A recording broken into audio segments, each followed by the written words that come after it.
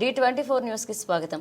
ఇటీవలే కురిసిన భారీ వర్షాలతో ఏలేరు జలాశయం నుండి దిగువ ప్రాంతాలకు నీటిని విడుదల చేయడంతో కాకినాడ జిల్లా కిర్లంపూడి మండలంలో ముక్కొల్లు గ్రామంలో పొలాలు నీట మునిగి పాడైన పొలాలను టీడీపీ నాయకుడు జిల్లా వ్యవసాయ అధికారి ఎన్ విజయ్ కుమార్ మండల వ్యవసాయ అధికారిని జోక అమృతతో కలిసి సందర్శించారు.